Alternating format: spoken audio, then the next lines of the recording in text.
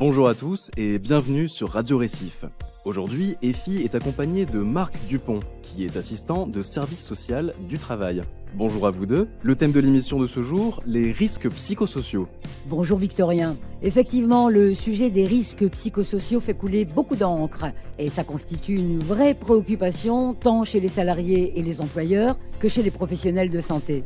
Mais alors Effie, qu'est-ce qu'on entend par risques psychosociaux ?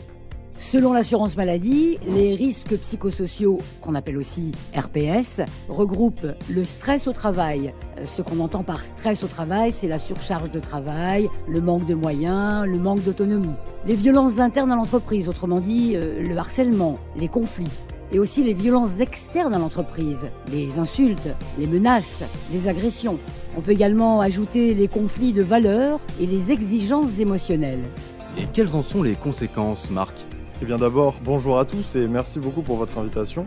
L'exposition à ces risques de travail peut avoir des conséquences sur la santé des salariés, notamment en termes de maladies cardiovasculaires, d'affections psychiques, d'épuisement professionnel qu'on appelle aussi burn-out, voire de suicide. Pour adopter un langage plus courant, on parle de stress et d'anxiété, à des degrés variables.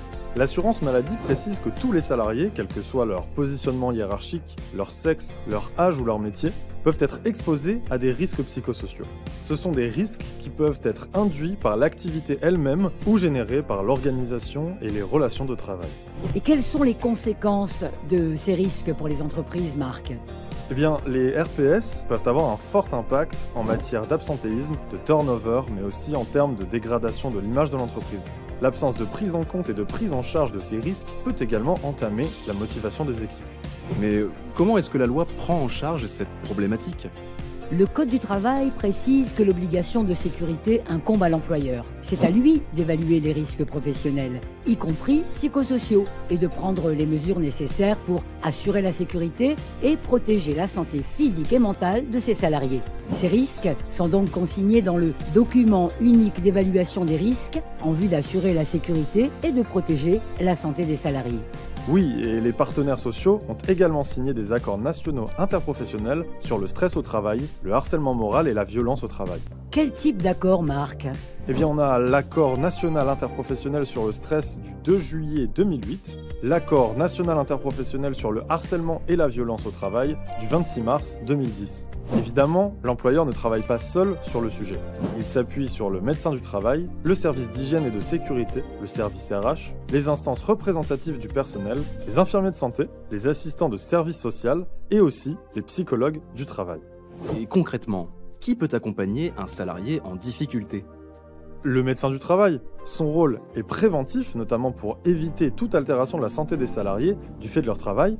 Il conseille et apporte des préconisations à l'entreprise sur l'amélioration des conditions de vie et de travail. Il peut également recevoir en toute confidentialité les salariés confrontés à ce type de difficultés et bien sûr les accompagner. Par ailleurs, les salariés peuvent se rapprocher de relais au sein de leurs entreprises tels que l'infirmier de santé ou l'assistant de service social du travail qui sont également tenus au secret professionnel. Ils peuvent apporter leur éclairage sur l'amélioration des conditions de vie au travail, conseiller les RH, être un appui aux managers, élaborer des interventions collectives sur la prévention des RPS ou y participer, et bien sûr accompagner les salariés sur le sujet. De même, les interventions des psychologues du travail visent à prévenir ou réduire les risques psychosociaux. Effectivement, et rappelons que dans toutes les entreprises d'au moins 250 salariés, l'employeur doit désigner un référent harcèlement sexuel. Il sera chargé d'orienter, d'informer et d'accompagner les salariés en matière de lutte contre le harcèlement sexuel et les agissements sexistes.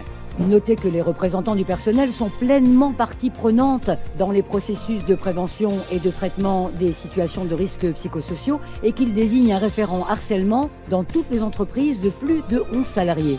Médecin du travail, représentant du personnel, référent harcèlement, assistante sociale, infirmier de santé ou encore psychologue du travail, ils sont tous à votre écoute.